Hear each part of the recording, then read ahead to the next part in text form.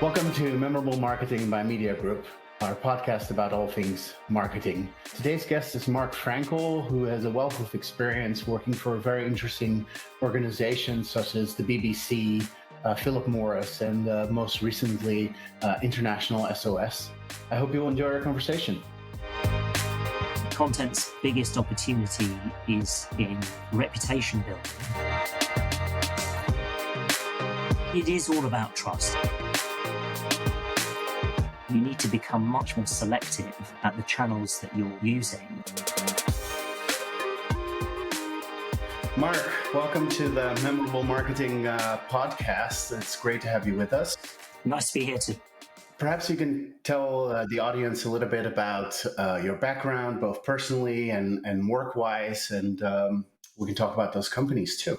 Sure. So I'm currently working as Director of Content Operations for International SOS, which is one of the world's largest medical and security risk organizations. They specialize in producing analysis reports for clients all over the world in 90 different countries. We have great expertise in being able to evacuate people from places of danger and escalating risk, and also providing sort of medical assistance where necessary as well. So fascinating company. They've been going for more than 40 years now. My role for them is in content, looking after their web operations, website operations, some of the content that they're producing under subscription for clients, and trying to help them develop a more dynamic, agile, so digitally friendly content opportunity for those clients.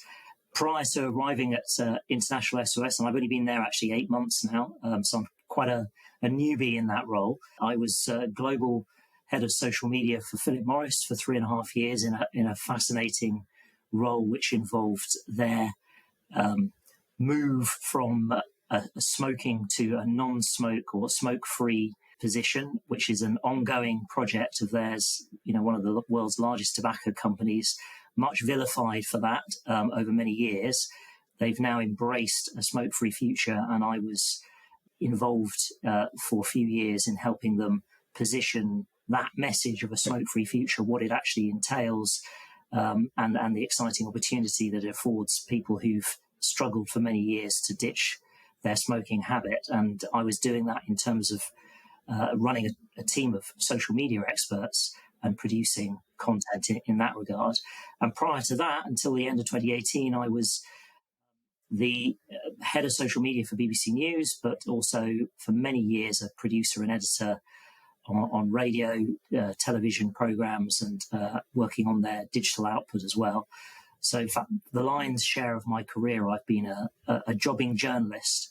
And I would suggest that probably my great passion is for storytelling and for bringing fascinating and interesting stories to as wide an audience as possible. I see. Yeah, firmly on the content side, and moving away from BBC, you went to the dark side, to the corporate side. I don't mean Philip Morris specifically.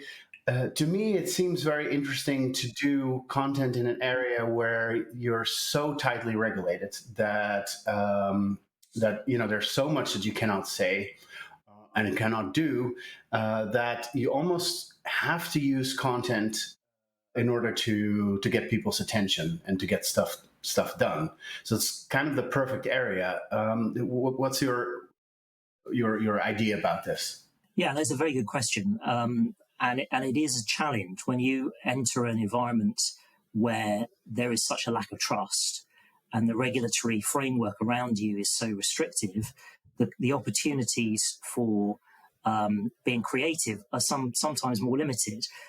What I actually found, though, working at Philip Morris for those 3.5 years was that actually everyone is committed to the same objective, namely to think as creatively as possible about how to bring to wider public attention something that is of vital importance to as many people as possible.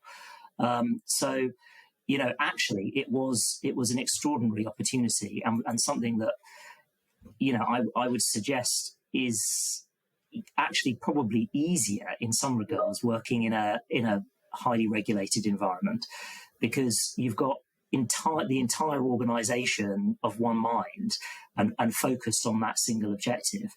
Yes, I think the challenges are trying to get through to the public that the past is the past and the future is very different to that. And that, if you're dealing with a trust deficit, some people are far less willing to give you the benefit of the doubt.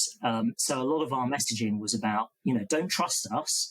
Look at the evidence. Look at what we're trying to offer you. Look at the science. Look at the reporting that we're providing you that's been independently verified, and make those decisions for yourself.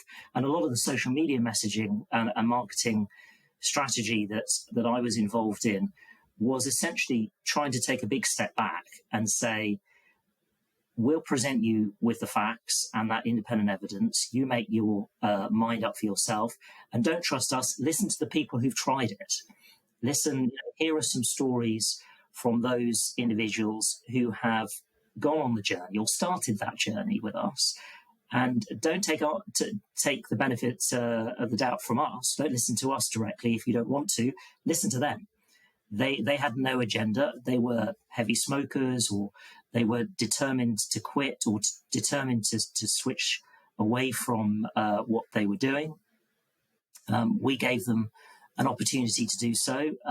No strings attached. They've tried it. They've come back with a position, and that's what you need to listen to. And actually, you can begin to make quite a lot of traction that way, because your strategy is through the prism of public perception, real life stories, and people want to believe individuals more than they believe corporations. So it's a lot more powerful. So a lot of it was around user-generated content. Is that correct? Some of it was around user-generated content. So we filmed stories with people who had, switched from smoking to smoke-free devices. Some of which we were manufacturing at Philip Morris. But also we were using some of the science that was out there, the evidence that was coming forward to suggest that these alternatives were, a much better opportunity from a public health standpoint than anything that had previously been tried before. And so we were using a mixture of that scientific evidence, independently verified, and those consumer stories. And I think it was a very powerful story to tell. And it's interesting. I mean, I left 8 months ago, and I think this has continued. And I see some of the messaging that my former colleagues have continued to produce, and it's very much along the same lines. And so the role of Philip Morris, at least that part of it, would be to sort of facilitate and amplify external information. So that could be research, that could be actual user experiences. Perhaps you would interview them or create the content around them, but the very core messaging is really in order to shape trust. You need to move away from we're saying this to they're saying this. Yeah, exactly. So, what I think, in a highly regulated environment like that, I think you have to be pretty honest with yourself and with the opportunities that you have. So if we had stood on a pedestal, we as in Philip Morris at that stage, and said, look, this is what you need to believe, this is what you need to understand, these are the kind of things that you need to get, and if you don't get this, nothing's going to change. It would seem, people would say, well, why should we trust you? So we did a little bit of, and the company continues to do this, a bit of scientific explanation. So there is quite a lot of marketing and general content messaging that's going on about how the devices work, about the science behind smoke-free technology and so forth. So there's a little bit of that. But I think much more importantly is trying to get through emotionally to people about the benefits to their life. Because the only way that you're really going to make a difference to people ultimately and encourage them to switch and encourage them to go with you on this journey is if they can feel that connection to their everyday life. So a lot of it is personal connection. I think it's an incredibly difficult world that they live in, because they are essentially trying to change their entire business model. I mean, Jacek Olsak, who's the current chief executive of Philip Morris, when he took over not that long ago, said that he wanted to be remembered as the head of a company that used to sell cigarettes. That's he would want to have a conversation with somebody in the future where he would have to explain to them that the company used to sell cigarettes. I mean, that's his ambition. He wants to completely rid the company of that product. Yeah, I think there's a lot to unpack there. One thing that very strongly comes to mind, also because of some of the things that you've said just now, is that it's a very embattled company in a way, and I would imagine that that, as it always does, kind of brings together the people that work at the company in a way that other situations perhaps couldn't. Is there this sense of sort of going to battle together? Is there a culture that is stronger than you've noticed at other companies, or am I completely off the mark there? I was at the BBC for nearly 20 years before I joined Philip Morris, and and I had a fascinating time, and I've many good memories. Of the trips that I took, reporting that I did, the teams that I worked alongside, the brilliant journalists and so on. But the BBC in a way is an incredibly large, multinational organisation where there is the singularity of purpose. I found was never entirely there. There was a lot of siloed work going on, lots of competition between different program areas for resources, for airtime, to be the first to tell a particular story. So there is an incredible internal market at the BBC. Fantastic journalism that goes on, and there is a definite commitment to impartiality, objectivity, to all the standards that they hold dear.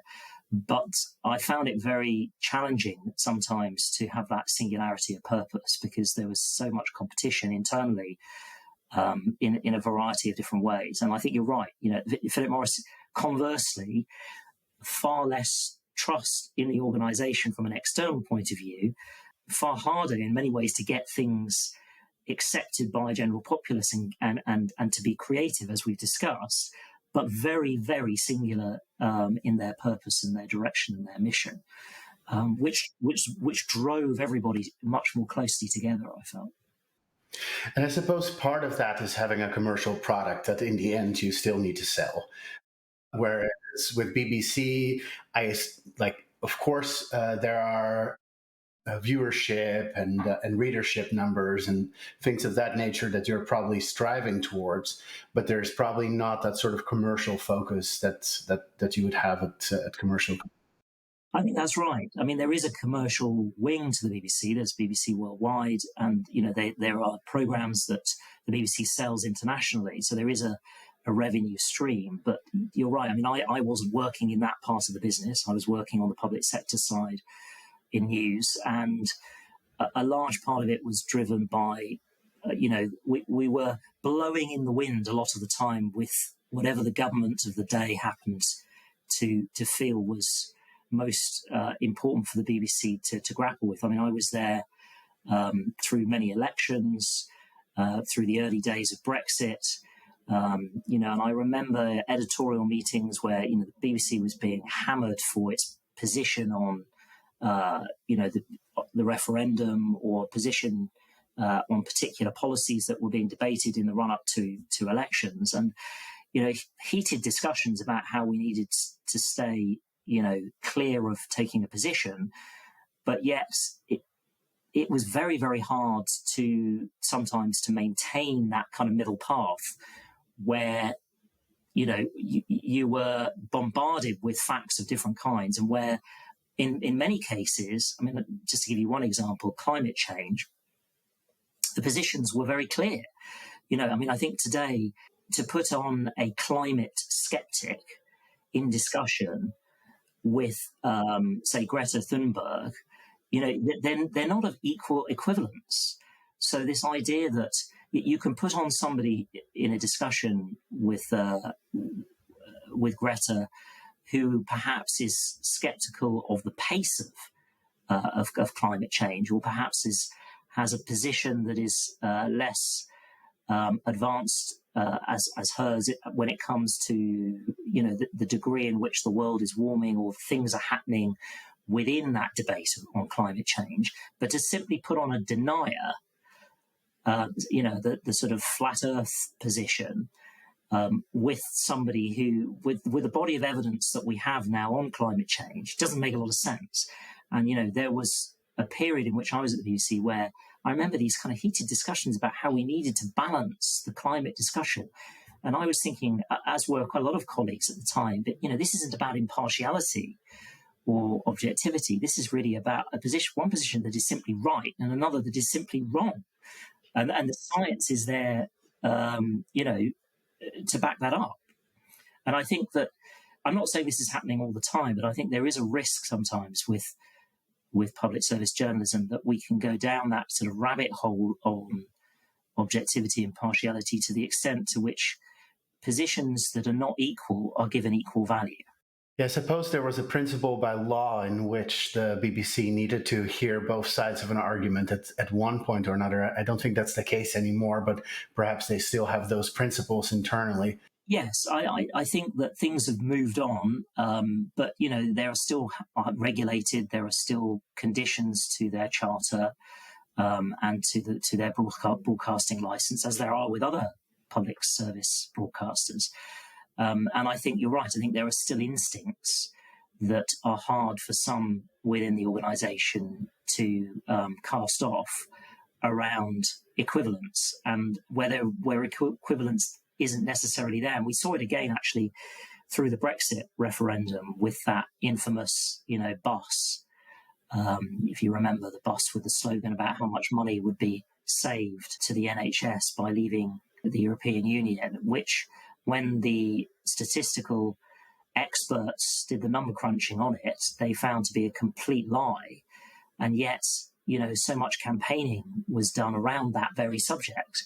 And the BBC was caught in this sort of maelstrom of having to debate and discuss it with those on the Leave side, maintaining a position that was based on a statistical fantasy.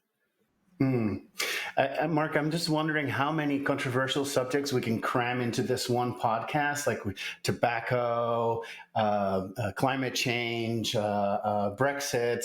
I think we can get in a few more. Let's keep going, I say. Yeah.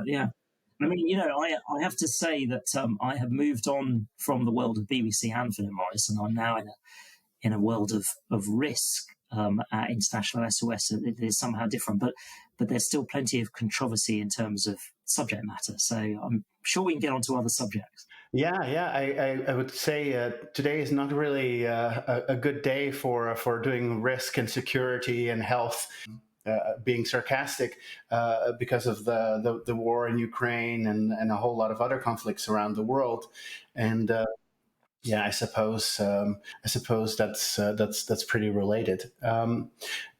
Just to close off the sort of BBC and Philip Morris side of things, it must have been kind of bewildering to come from a more bureaucratic, government-style, chaotic organization like the BBC to Philip Morris, where things were more commercial and single-minded.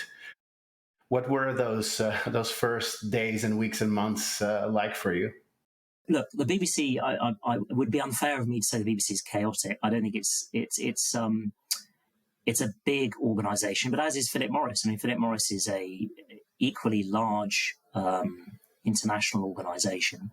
So I suppose moving from one large international organisation to another was not a huge challenge in itself. But you're right, moving from an organisation where there was a public remit and everything was very much orientated to what our understanding of what the public may be looking for in any moment in time, and trying to meet those needs and try to find ways of engaging younger and more diverse audiences, suddenly into a commercial environment where we had a product or products to sell, and a slogan about a smoke-free future, which very few people either understood or wanted to believe. And I think the first big challenge for me in moving out of the BBC and into Philip Morris was pace, the pace of change and the pace of my working day. I'd worked in a newsroom for many, many years where, you'd arrive in the morning and have to have something on air by lunchtime, or you'd be juggling 3 or 4 stories simultaneously, or suddenly there would be breaking news and you'd have to drop everything and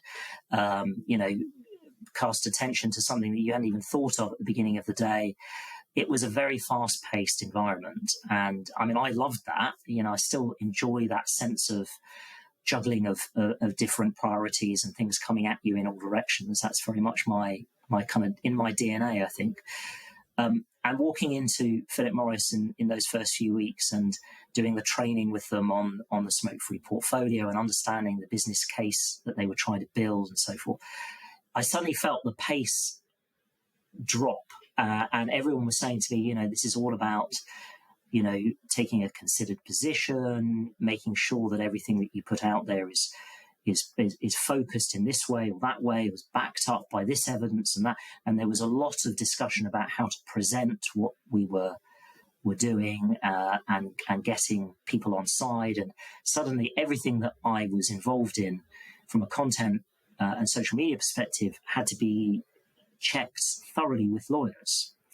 And that's not to say, I worked with lawyers all the time at the BBC, in the BBC newsroom, when we were dealing with controversial subjects, involving court cases of one kind or another. We would routinely have to speak to the in-house legal team to make sure that what we were broadcasting, the scripts we were producing were, constructed in the right way. But suddenly, everything down to a single tweet, I was having to sit down with our in-house legal counsel to check every word of every tweet and every illustration that we were trying to put onto a social media post. So, we would write something and then we'd have an image with a slogan or a graphic or an animation. Everything suddenly had to be checked down to the minutest detail because of that reputational issue that we've discussed, and because of the potential to cause damage and for it to land in a way that could be counterproductive to the mission statement of the company. So from a position of having to get something out by lunchtime or breaking news to a position of we might be able to get a tweet out by the end of the week, it was a very, very different pace. No, real-time marketing. Is there something that you could say that you learned about marketing in general from BBC that you could apply at Philip Morris? Is there something at Philip Morris that you've learned that is useful to you now? Yes, I think there are lots of things. I think when I was at the BBC, my view on the world, and I had to be persuaded to join Philip Morris, actually. One of the things we haven't discussed, actually, you haven't asked me why I would want to go and work at Philip Morris, but we can get into that if you want. But, when I was persuaded that it was the right move to take, I think the thing that I learned most from the period that I had there was that the business world, and particularly that world of big corporations that have been involved in product development of a dubious type, if I can put it in those terms, their situation is not as black and white as people might imagine. Sitting in the BBC, if you'd asked me about Philip Morris sort of 10 years ago, I'd have said evil, rapacious company, only intent on selling a product and, dealing in death and destruction. And, I don't think I could have been further from the truth. And you understand these things, I think, more when you get inside a corporation. You understand that actually their commitment to their staff, their farmers, their suppliers, the work ethic, the corporate social responsibility that they hold. And I don't think this is unique to Philip Morris. I think, if you were working in Coca-Cola or you were working in Adidas or, there are a lot of companies, their core products, may be causing some concerns for people, in terms of whether it's in terms of recycling or in tobacco terms, in terms of public health. There is often a lot of good that's going on, and they're giving back in educational programs. The amount of commitment that Philip Morris has made from a charitable perspective to different communities, the amount that they were supporting in different ways under the radar through the COVID-19 pandemic, in supplying resources of one kind to another, none of which they were talking about publicly, and still won't, for the very simple reason that they don't want to court that kind of publicity. And I think it's a good thing. But yeah, I think it was a real eye-opener to me, that move from a world, sort of rarefied public service world, to a corporate world, just to see what a big corporate can actually deliver. And equally at the BBC, the time there, the commitment that the BBC has to uncovering a story is unparalleled, I think. I mean, they are some of the finest journalists that I've come across, and their commitment to understanding, getting beneath a story, exposing truth for what it is, wherever it is unparalleled. And the reach that the BBC has across different parts of the world through the World Service is extraordinary. And the soft power that goes with that is also extraordinary. So, I think I learned a lot from the 20 years that I spent at the BBC. I also learned a lot moving from there into a corporate world. Sure. And I suppose that the trust that the BBC creates by giving good information, by giving people value, is something that companies can apply also in their marketing. Yes. You only have to do one little thing wrong, and you lose a lot of trust. And like you were saying, there's a certain perception about a lot of topics where if you know a little bit more about it, you go like, that's not at all how this works, and so people are quick to make judgments, and so you have to be very consistent over a very long period of time to create this sort of trust. And I think BBC is a great example of that, and perhaps to a certain extent now what Philip Morris is also trying to replicate, to sort of let people discover on their own what good they're doing, to sort of put out only very trusted information in terms of content, so that no longer there are things that people can point at. Yeah, no, I think it is all about trust. In the end, I think marketing all comes down to that single word, because people are time poor and largely skeptical about corporations, businesses. I think most people, when they see any form of advertising or marketing, your instinct is to ask, why should I care? And why should I be? There's a natural barrier that comes up. And so authenticity is absolutely essential, and trying to build a relationship. And that relationship has to be built on an element of trust. Without that, there is absolutely nothing to draw an audience in, and also to maintain that relationship over time. And people won't be encouraged to delve any deeper if they don't believe in what you're selling them and what you're telling them about. Sure. And one thing that comes into play here is the sort of attention economy and the fact that people are overloaded with content. And I wonder if you could put some words to that, and how you see that developing, and how that should inform your content strategy. Yeah, and I think this is a big problem for all marketeers today.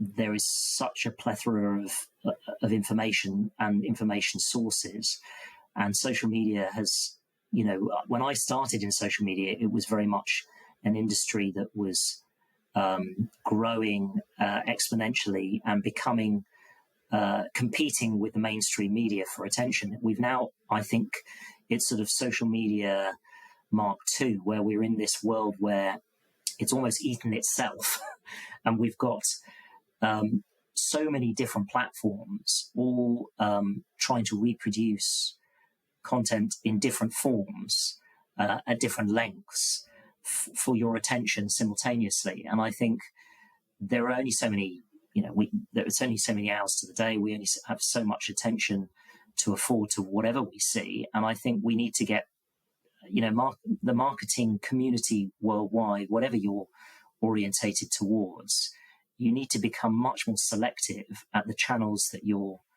using, and think much more clearly and deeply about the target audience, consumer audience, or others you're looking to reach. So in other words, I think gone are the days where you could have a message and think, okay, I'm going to try to replicate that message on YouTube, Twitter, Facebook, Snapchat, LinkedIn. I think that's not really a strategy that I would advocate for anyone, because the attention deficit that we have is such that you're not going to resonate that way. I think much smarter is to think to yourself, okay, what is the content that I've got here? What is the story, the message that I'm trying to relay? Who is my target audience? Where are they most likely to engage with this? And then how can I build a story arc, a narrative on just one or two of those places, and really think about how I can get under the skin of that community that is on those particular platforms, in those particular spaces. I think much better to try and be more targeted about your resource than spread yourself too thin. Right, because if you're trying to be all things to all people, you turn out to be nothing to no one. Yeah, or it just gets lost. It's a pinprick. If you think if you want to produce something and you're a relatively small outfit, what are the chances algorithmically that content's ever going to be seen? Whereas if you build a campaign, say on LinkedIn, and you go, right, I really know that my target audience is going to be, because I've done my research, is using LinkedIn, and I know that we've had some success here previously in the recent past. So I'm going to, over the next 2 weeks, 3 weeks, a month, I'm going to really produce a set of targeted content opportunities here on this platform, and just focus on this platform, and really try to work with the algorithm, work with the LinkedIn opportunities, and see if we can get featured. That way, I think because the likelihood is that you'll get the attention of a dozen or so super users of the people that you're trying to target, and they then can amplify your content to a wider populace. I think it's a much smarter strategy than saying, well, I know we've got some people who use YouTube, we've got some people who are on LinkedIn, others who might be on Twitter, so we're just going to take a simple campaign message, and just spread it, plaster it across a dozen platforms once, or maybe repeat it 3 times over the course of 2 weeks, see where it lands. Well, it'll get a minimal number of hits, but people will just shrug their shoulders and go, well, yeah, I may have seen that, don't really care. What am I going to do with it? Whereas if you focus specific target audience, specific channels, specific messages, you have a chance to build up. Yeah, so I would advocate that sense of, let's take LinkedIn as an example. I'm just hitting upon it as an example, but you could, for example, produce a set of videos or a set of posts and videos, and then build up a Q&A, maybe do a LinkedIn live event off the back of a thread of content that you've put out the week before. Encourage people to then watch those videos in advance of participating in a live event, and then you give them the opportunity to talk directly to some of your team, build a sense of community on the platform. Essentially, social media is a community, and I think that way the likelihood is you're not going to reach everyone, but you will reach, as I said, those super users who are particularly interested, and who then come with their own communities. And they then become your advocates, your ambassadors for your product or your message. How do you see this sort of in the overall marketing mix? Is this something that is getting more important? What type of role should it play? That kind of focus. No, sorry, content marketing, social media. How much importance does it have? Well, I think I was saying to somebody the other day about this, that I think this depends on the size of the company and the focus of where that company happens to be in its trajectory. We are in a big cost of living crisis at the moment. And I know for a fact that there are a number of companies that are cutting back on some of their marketing spend, on their advertising budgets are probably getting squeezed, their training budgets are getting squeezed. I think there needs to be a hard look at what it is that you can do in recessionary times. And I think it's really important. I come back to that same point about focus again. If it's not about necessarily building a content strategy that's going to be all embracing for the next 12 months, but maybe you've got to say to yourself, in these times, what are the key messages that I need to land with target audiences over the next 2-3 quarters, and then how can I use the spend that I've had in a very strategic way and identify those platforms of choice.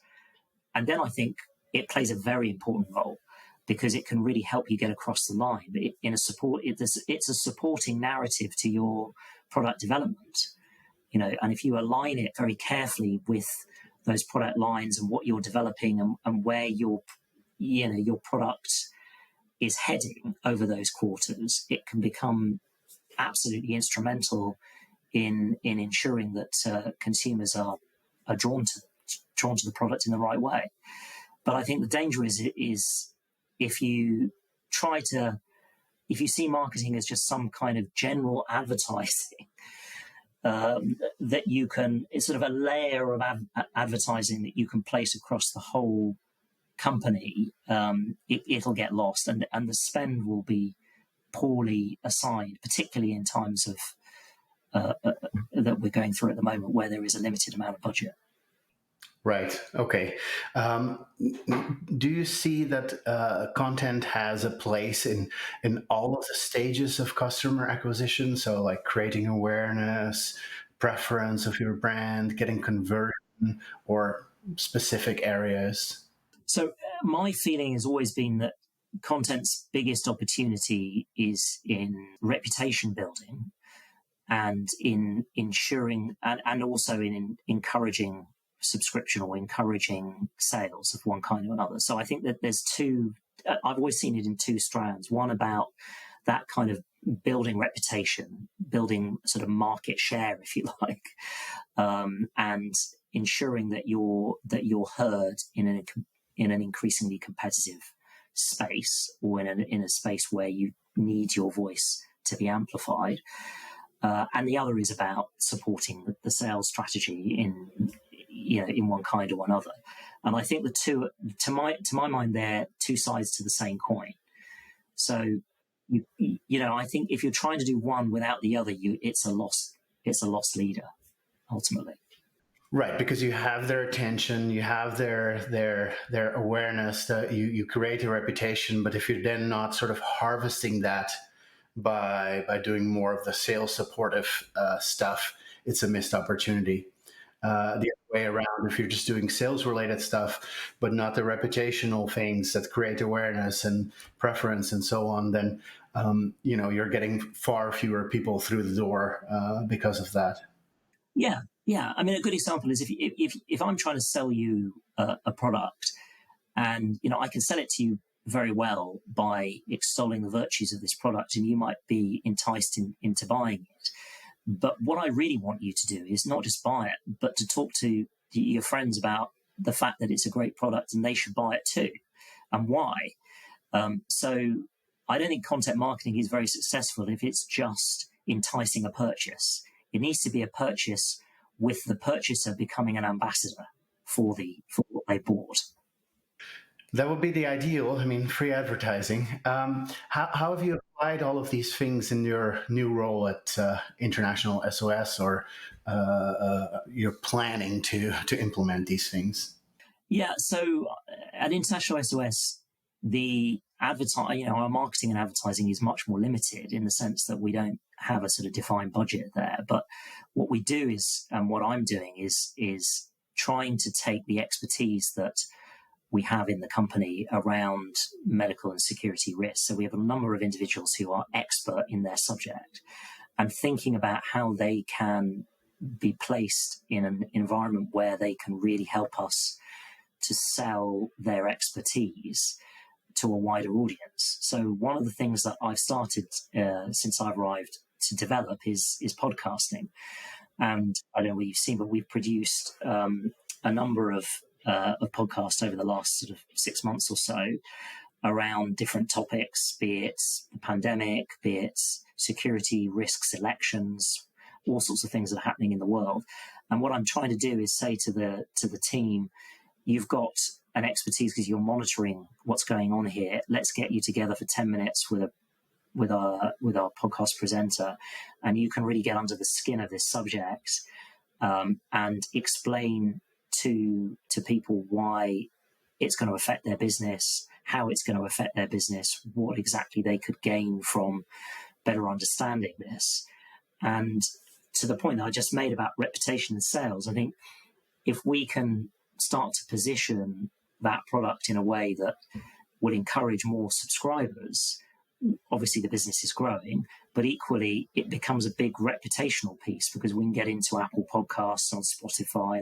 Now, we can start to build a reputation for the company as something that people will want to be involved in and want to subscribe to. So it's both an opportunity from a sales and marketing point of view, but also in reputation building. Right. And I suppose every company becomes a publisher in this sort of attention economy. Yeah, it's an interesting thing because, at Philip Morris, when I joined there, they called it the content studio, and they would build this content studio with a view to becoming publishers effectively of their own messaging. And it's a similar exercise that's going on in International SOS. I'm part of a content services business unit within the company. And this is a unit that's fairly new. It was only established a couple of years ago, and we're starting to build it out. And the idea being exactly that we will become a unit within a larger company dedicated to building content experiences for the clients, multimedia, publishing of one kind or another. And gradually over time, you can see how this is an opportunity that hopefully will lead to new business. Who is your target audience? What kind of new business do you want to get? So, it really depends. We have clients of all kinds, from FTSE 250 companies to, NGOs and charities. Anyone who is operating in any part of the world where they feel that medical and security assistance would be of value, importance to them, the company is open to working with. And so, but, there are many companies that we have on our books. There are plenty more that perhaps would be interested in working with us. So, it could be a startup, a tech startup working in Africa, or it could be a new business that's trying to, import-export business in somewhere in South Asia, or it could be an NGO that's recently got going in some part of Latin America and needs assistance of one kind or another. The company is really open to working with anyone. The remit is largely people who are operating outside of their home environment. So, they've been posted overseas. They need the support and assurance of medical knowledge and security knowledge. Or it could be people who are traveling in and out of parts of the world that they're less familiar with, and they need that support of understanding from an information and analysis perspective. How would they traditionally have discovered your company? How would the sales process work? Would that be a push or a pull situation? Would someone go to Google and type in security services or whatever? What is that, only word of mouth? Like, what was traditionally the way that people discovered your company? Yeah, it's a good question. I don't know in the early days, but, the company's only been going for sort of just over 40 years. And, it started in Indonesia, fairly small, and has grown. But I think word of mouth played a large part, certainly in the early days. And I think as the subscriptions have grown, companies have talked to one another. The reputation in that world of medical and security risk has grown. Obviously, there are conferences, there are events that we attend, that others attend who are interested in those particular subjects. So I think, it's a bit of a, it's an exercise in people getting to know us over a period of time. And it's been very effective. The company's grown quite effectively over many years just through that, word of mouth and conferences and, events of one kind or another. It seems that many companies that have similar history in terms of acquisition have struggled with these kinds of things of sort of transforming the acquisition model to become scalable. So they will go to events where people will get to know them, but there's not really a lot of new discovery of your brand, and there's also not really the budgets or the target audience that you can directly talk to that would allow you to do advertising at scale. And so I suppose that doing content-led advertising is the solution there. Definitely, very much the solution. Yeah. Very interesting. Are there any more generally companies that you admire in terms of marketing? Do you think that there's something that we can learn from them? There are many. I mean, I'm a judge, or have been a judge for the last couple of years for the Digital Impact Awards. So I've had the pleasure of seeing lots of great contributions from different companies. And I was struck by some of the things I was seeing that Diageo were involved in the last round. Very, very impressive, some of their marketing, the ways that they were deploying their messaging. But I've also seen some great stuff. There was a great submission I saw from HSBC, which I thought was very innovative about how they were trying to get to their client base through times of difficulty through the pandemic. I've seen some really innovative work from some of the more traditional organizations like the sort of oil and gas companies. BP, for example, I think has done some amazing work in quite difficult circumstances, given what they faced. And then I've seen some really innovative things from smaller, less budget, small organizations who've had far less budget to deploy. Some charities. I saw a great campaign that an Alzheimer awareness group did last year, all about loneliness in times of pandemic as well, which I thought was just brilliant in raising awareness. So, I think that many examples from both larger and smaller organizations. Yeah, some of those companies that you mentioned might have a little bit of overlaps in the problems that Philip Morris were facing and how they're dealing with it. So I can see how you can appreciate the work that they're doing there, and certainly brands that our audience should go and check out and see what they're doing. Thanks very, very much for this conversation, Mark. It was very interesting. It was great to hear about all of your experience in content and some of the challenges that you face in these companies. No, it was very good to talk to you. Enjoyed it. So thank you. So, Valeria, after every episode of Memorable Marketing, we have a little conversation about some of the interesting things that you picked up during the podcast. What did you think? Hi, everyone. First of all, I'm really happy that it doesn't take us a week to approve our social posts, as it used to be in his previous roles. And this is definitely our most controversial episode of all, covering topics that we don't usually discuss with ordinary marketing guys. It could get a lot more controversial, Val. Yeah. So as all marketers know, content is king, and it was very exciting to hear how such content is built, especially from a person with such a broad background. And Mark has been responsible for content marketing throughout his career. And for me, playing with words in a creative way to attract people's attention is a real craft and science. And I totally agree with him on considering the proper channels and adjusting the message to the right people in the marketing strategy. and that the targeted approach is a key.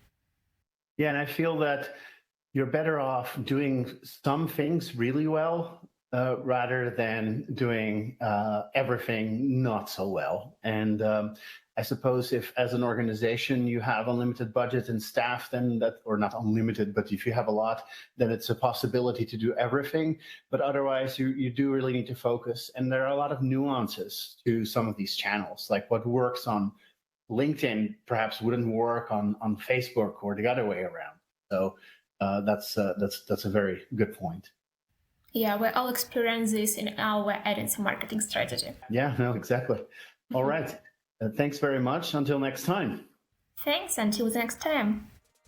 Thank you for listening to Memorable Marketing by MediaGroup. This was our conversation with Mark Frankel. I hope you enjoyed it.